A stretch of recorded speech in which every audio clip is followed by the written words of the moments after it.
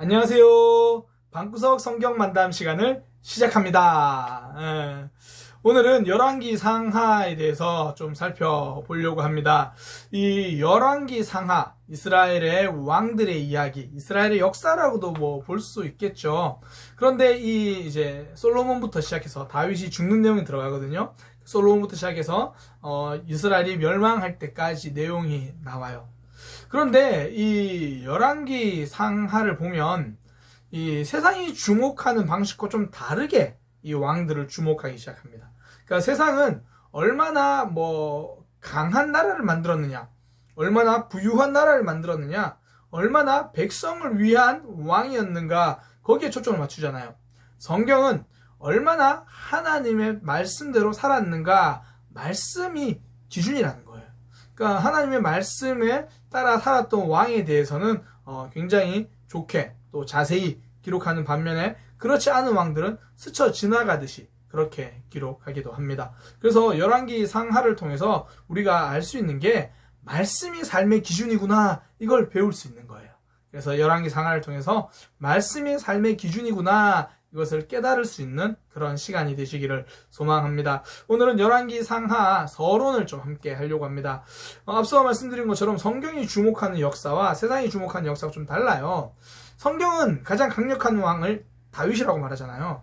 그런데 다윗 왕의 영토가 아무리 넓다고 한들 알렉산더 대왕이나 다른 왕들, 징기스칸 이런 사람들에 비해서는 비교할 수가 없잖아요. 그냥 작은 가나안 지역에 왕일 뿐이에요. 그런데 성경은 다윗에 주목합니다. 왜요? 다윗은 말씀대로 살았던 왕이기 때문이죠. 또 예를 들어 성경에서 솔로몬이 부유했다 말하죠. 솔로몬이 대단히 부자였다, 번성했다. 그런데요, 그 솔로몬의 부유도 이집트에 비교하면 되게 보잘것없어요. 그 당시 이집트 굉장히 부유했던 나라거든요. 그러니까 성경에서 관점은 하나님과 관계성, 얼마나 말씀 앞에 서 있는가, 그것을 주목해서 본다라는 거죠. 함께 그 내용들 이제 앞으로 열왕기 상하를 하면서 살펴볼 수 있을 겁니다. 성경은 말씀이 기준이에요. 그래서 열왕기 상하에서 좀 왕들 중에 좀 잘했다, 멋있게 했다, 그러면 그 왕들을 어떻게 평가하냐면 다윗 왕과 같았더라, 그렇게 평가합니다. 다윗 왕이 잘한 게 뭐죠? 하나님의 말씀을 잘 들은 거죠. 하나님의 뜻대로 살았거든요. 예를 들어 열왕기상 15장에 보면 이런 이야기가 나옵니다. 아비암이 그의 아버지가 이미 행한 모든 죄를 행하고 그의 마음이 그의 조상 다윗의 마음과 같지 아니하여 그의 하나님 여호와 앞에서 온전하지 못하였더니, 그러니까 아비암이라고 하는 왕을 평가하는데 어떻게 평가하나요? 다윗 왕과 같지 않았다, 그렇게 평가를 하죠. 반대로 히스기야 왕은 이렇게 평가합니다. 히스기야가 그의 조상 다윗의 모든 행위와 같이, 누구와 같이요? 다윗과 같이, 다윗의 모든 행위와 같이 여호와 보시기에 정직하게 행하여. 그러니까 기준을 다윗을 이야기해요. 다윗을 이야기하는 게 다윗이 대단하다 이것이 아니라 하나님의 말씀을 붙잡고 있었던 다윗, 그러니까 그것이 왕들을 평가하는 기준이라는 거예요. 세상의 기준과 많이 다르죠. 우리의 삶을 한번 가지고 와보세요. 세상은 우리를 어떻게 평가합니까? 하나님은 우리를 어떻게 평가하실까요?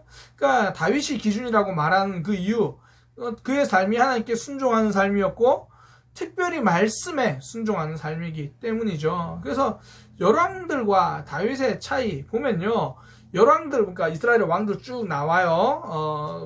솔로몬부터 시작해가지고 쭉 남유다 왕, 북이스라엘 왕 쭉 나오는데 몇몇 왕들 빼고는 대부분 선지자와 사이가 안 좋아요. 선지자와 막 싸워요. 대척점. 왜 그러냐면 선지자들의 말을 듣지 않아요. 하나님의 말씀을 듣지 않아요.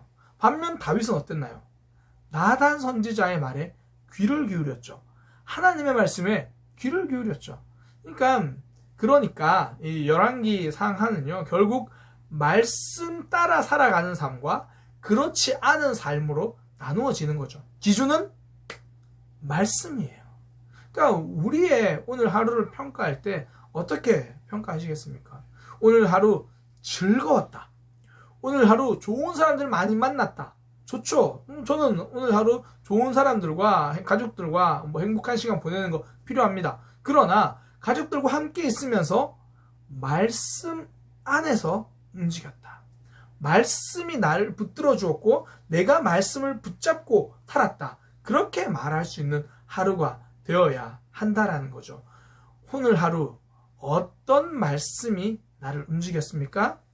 오늘 하루 나는 어떤 말씀 붙잡고 살아갈 것입니까? 그거죠. 우리가 뭐 성경을 읽는 이유, 뭐 큐티하는 이유, 기도하는 이유가 하나님 제가 말씀 붙잡고 살게 해주세요. 이 말씀 붙잡는 삶, 내 주변 사람들이 말씀 붙잡고 살아가는 삶이 되게 해주세요. 그렇게 기도하는 거잖아요. 그러니까 말씀이 기준은 삶이다라는 거죠. 그리고 이 열왕기 상하는 말씀이 기준인 삶이다 보니까 이 신명기를 중심으로 많이 움직여집니다. 신명기에 보면 그런 얘기 나오잖아요. 이스라엘 백성들에게 이 하나님의 말씀을 듣고 순종하면 하나님께서 복 주시겠다. 뭐 예를 들어 신명기 28장 1절이 내가 내 하나님 여호와의 말씀을 삼가 듣고 내가 오늘 내게 명령하는 그의 모든 명령을 지켜 행하면 내 하나님 여호와께서 너를 세계 모든 민족 위에 뛰어나게 하실 것이라. 기준은 말씀이요. 말씀. 그러니까 신명기 28장에 보면 복과 저주가 나오거든요. 이게 열왕기 상하에 보면 역사적으로 성취되는 모습을 볼 수 있습니다. 그러니까 하나님의 말씀대로 살아서 하나님께서 그들의 삶을 붙잡아 주신 이야기. 반면에 하나님의 말씀대로 살지 못해서 그들의 삶에 어려움을 겪었던 모습들 열왕기 상하에 보면 나오죠. 예를 들어 신명기 보면 이런 이야기가 나옵니다. 내가 적군에게 에워싸이고 맹렬한 공격을 받아 곤란을 당함으로 내 하나님 여호와께서 내게 주신 자녀 곧 내 몸의 소생의 살을 먹을 것이라. 이게 굉장히 좀 잔인한 이야기예요. 그러니까 적군에게 포위당해서 먹을 게 없어가지고 이 아이들을 잡아먹는다. 뭐 그런 이야기인데 신명기에 그렇게 예언을 해요. 네가 하나님의 말씀을 떠나면 적이 공격하게 될 거다. 그러면 그런 기근과 어려움을 당할 거다. 실제로 열왕기 상하에 보면 그런 내용이 등장합니다. 그러니까 하나님이 신명기에서 다 예언했던 내용들이 나중에 이스라엘 백성들이 다 이루어지게 되는 거죠. 뭐 예를 들어 신명기 28장 64절 말씀이거든요. 여호와께서 너를 이 땅에서 저 땅 끝까지 만민 중에 흩으시리니 내가 그곳에서 내 조상도 알지 못하던 목석 우상을 섬길 것이라. 그러니까 이스라엘 백성들이 바벨론 포로로 잡혀가고 아수르에 의해서 흩어지고 그것을 미리 하나님께서 다 앞서 예언을 하신 거죠. 그러니까 말씀대로 살아갔을 때는 행복을 누릴 수 있지만 말씀과 상관없이 살았을 때 결국은 그 삶이 공고해지고 힘들어진다는 것 열왕기 상하를 통해서 우리가 알게 됩니다. 말씀을 기준으로 살아가야 한다 깨닫게 되는 거죠. 그러니까 성도는요 말씀 따라가는 삶이 행복이죠. 소유로 살아가는 것이 아니라 말씀 따라가는 삶, 행함으로 살아가는 거죠. 성도의 행함은 살림이잖아요. 주변 사람들을 살려주고 주변 사람들을 세워주는 삶. 요즘 이제 코로나19 바이러스 때문에 함께 모여서 예배하는 시간들은 없어요. 저는 우리 교회 성도들이 각자의 삶 속에서 말씀을 붙잡고 살아갈 것이라고 확신합니다. 그러니까 어떻게든지 나의 삶과 나의 행동을 통해서 살리는 삶을 살아가는 거죠. 개인적으로 지난 주일 예배 영상 잘 촬영되었고 또 잘 그 영상이 11시 예배 때 잘 나간 걸 알아요. 제가 그걸 보면서 우리 교회 그 영상 편집하는 청년, 영상을 이렇게 올리고 하는 청년이 참 고마웠어요. 굉장히 열심히 하거든요. 그 열심의 결과가 뭐냐면 성도들이 예배에 집중하게 되는 거죠. 성도들이 말씀을 가까이 하게 되는 거죠. 살리는 삶이죠. 이것이 성도의 삶입니다. 다른 사람을 살리는 행동. 그러니까 그게 말씀 따라 살아가는 삶이잖아요. 나의 오늘 하루 나는 무엇을 나누어주고 있는가? 난 누구를 살리고 있는가? 그것이 하나님이 우리를 보시는 기준, 말씀 따라 살아가는 그 삶이 되는 거죠. 말씀 따라 살아가는 것 뭐 더 소유하고 소유가 아니라 말씀 따라가는 행함의 삶, 나눔, 살림 그런 삶이 된다라는 거죠. 성경에 이제 열왕기 상하를 쭉 보면서요. 그 이스라엘 민족을 살렸던 왕인가?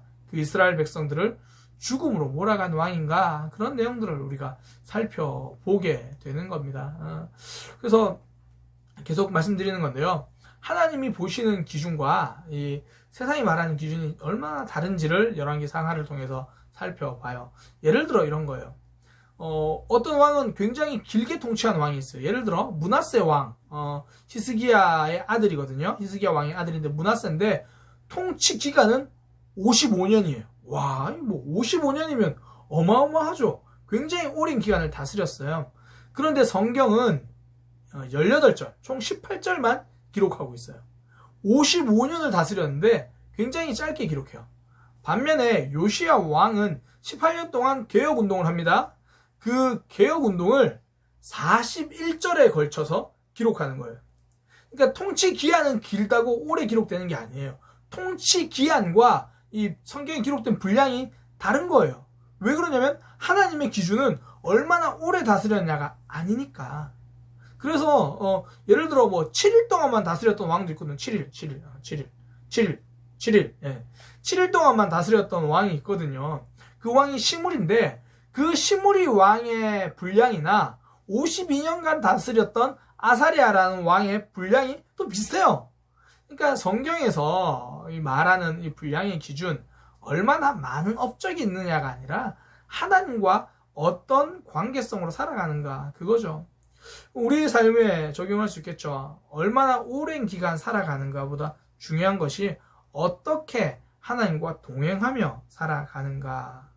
뭐 다르게 말하면 오늘 하루를 우리가 24시간, 오늘 하루를 보낼 때 이 하루가 하나님과 동행하는 하루인가, 이것이 굉장히 중요하겠죠. 저는 우리 모두가 하나님과 동행하는 그런 진정한 가치가 있는 그런 삶을 살아가기를 소망합니다. 그러니까 하나님 안에서 우리가 인정받는 삶, 다윗 뭐 대표적이잖아요. 그래서 이 모든 왕들이 다윗과 같았더라, 다윗과 같지 않았더라, 다윗이 기준이 되잖아요. 그가 하나님과 동행했던 삶을 살았기 때문이죠. 다윗의 인생은 길이로 보는 게 아니죠. 하나님과의 관계로 보는 겁니다. 물론 그는 오래 다스렸어요. 뭐 40년 동안 왕이 되어 있긴 했지만 그 40년이 빛나는 이유는 하나님과 동행하는 삶이죠. 그러니 후대의 왕들을 평가하는 기준이 된 겁니다. 저는 우리의 삶도요, 누군가에게 다윗처럼 좀 기준이 되어질 수 있는 그런 삶이었으면 좋겠어요. 그러니까 이런 거죠. 나는 신앙생활을 우리 김 집사님처럼 하고 싶다. 나는 우리 신앙생활을 이 집사님처럼, 박 집사님처럼 그렇게 하고 싶다. 그렇게 누군가에게 기준이 되어줄 수 있는 신앙생활. 바로 그런 모습. 그러니까 얼마나 오래 살아가느냐, 이거보다 하나님과 동행하며 살아가는 것. 그 삶이 우리에게 참 귀한 거죠. 그러니까 통치 기한과 하나님께서 주목하시는 그의 삶의 길이는 다르다. 또 하나, 영토와 영성은 다르더라는 거예요. 이스라엘의 왕이 보면 이스라엘 왕 중에 굉장히 영토를 넓혔던 왕이 있습니다. 그 중에 대표적인 왕이 오므리라는 왕이거든요. 그러니까 오므리라는 왕은 성경에서보다 성경 아닌 일반적인 역사에서 오히려 좀 더 유명한 왕이에요. 그만큼 북이스라엘을 강하게 했던 왕이고 많은 나라를 넓혔던 왕입니다. 그러니까 우리식으로 말하면 오므리는요, 뭐 고구려 광개토 대왕 이렇게 비교할 수 있는 사람이에요. 그 정도로 정치적 업적도 많았습니다. 그러니까 다른 나라들도 오므리 왕은 진짜 왕다운 왕으로 보았습니다. 그런데 성경은요, 오므리에 대한 언급이 적어요. 그리고 그나마도 부정적으로 언급합니다. 정치, 경제에 많은 업적을 남겼다 하더라도 하나님이 보시기에 어떻게 살았는가, 그것이 더 중요하다라는 거예요. 우리의 삶, 무엇을 남기는 삶이 되시겠습니까? 순종을 남기는 삶이 되시기를 소망합니다. 하나님과 깊은 관계가 있다, 이 삶을 남기는 우리의 모습 되기를 소망합니다. 뭐 사실 우리나라 정치인들 중에서도 기독교인들이 많죠. 그러나 저는 높은 위치에 앉은 사람보다 어떤 위치에 있든지 존경받는, 말씀대로 살아가는 그 삶의 존경이 따라오는 그런 삶이 되시기를 소망합니다. 이것이 우리가 살아야 될 모습이죠. 그러니까 열왕기 상하에 보면요, 영토로 평가하는 게 아니에요. 그의 영성으로 평가합니다. 우리의 삶으로 가져오면 소유냐, 아니면 지위나 권력 이런 걸로 우리가 평가받는 게 아니라 결국 하나님과 어떤 관계성을 보여주고 있느냐, 이것이 바로 우리의 삶을 성경이 보는, 하나님이 보시는 평가 기준이 된다라는 거죠. 열왕기 상하 주로 이제 그런 기준으로 나오고요. 그리고 열왕기 상하에 보면 남왕국과 부왕국이 나와요. 이제 다윗 다음에 다윗의 아들 솔로몬이 왕이 됩니다. 이 솔로몬이 죽고 나서 나라가 둘로 갈라집니다. 북이스라엘, 흔히 남유다라고 말을 하는데요. 이 남과 북으로 갈라져요. 그런데 이 남쪽은 계속 다윗의 왕조를 계승합니다. 그 다윗의 아들 솔로몬 이후에 르호보암, 이렇게 계속해서 다윗의 왕조를 계승하고요. 북왕국은 그렇지 않아요. 뭐 여로보암이라는 새로운 사람이 왕조를 열고 나중에 그 왕조도 계속 바뀌어요. 여러 번 왕조가 바뀌는 것을 볼 수 있습니다. 이걸 보면서 저는 하나님의 지혜를 좀 느낍니다. 하나님이 다윗에게 약속하시기를 너의 왕위가 계속 이어질 것이다, 그렇게 말씀하시거든요. 그러니까 이 르호보암을 통해서 이루어져요. 그런데 또 솔로몬이 하나님을 떠나니까 하나님께서 그를 징계하시거든요. 그러니까 그 이스라엘 나라가 계속 이어지지 못하게 하는 거죠. 그래서 남과 북으로 갈라지는 거죠. 그러니까 하나님의 심판, 하나님의 약속 같이 이어지는 거죠. 그것을 보여주십니다. 물론 다윗에게 약속하신 너희 왕위가 계속 이어질 거다라는 궁극적인 약속의 성취는 그 다윗의 왕조가 끝까지 가는 건 아닙니다. 다윗 왕의 후손으로 예수 그리스도, 영원한 왕, 최고의 왕, 그분이 오신다는 것을 이야기를 하는 거죠. 그럼에도 불구하고 열왕기 상하 안에서는 그 다윗 왕조와 이스라엘의 왕들 쭉 살펴볼 것입니다. 남왕국은요 20명의 왕들이 있었고요. 그 중에 한 8명 정도가 좀 하나님 앞에 신실했던 그런 왕입니다. 북왕국은 19명의 왕이 등장합니다. 19명 왕인데 하나님 앞에 신실했던 왕은 없습니다. 하나님 정직하게 행했던 왕은 없죠. 그래서 남왕국은 20명의 왕, 북왕국은 또 19명의 왕, 그 왕들 쭉 이제 함께 볼 거예요. 앞서 말씀드린 그 평가 방식은요, 왕들을 평가하는 방식은 뭐 국가의 힘, 영토, 뭐 통치 기간 아니에요. 하나님과 얼마나 동행했는가, 말씀대로 살았는가, 그것이 평가 기준이 됩니다. 그래서 열왕기 상하 이렇게 좀 계속해서 살펴볼 거고요. 제가 오늘 말씀드린 그 기준으로 쭉 이렇게 보시면 될 거예요.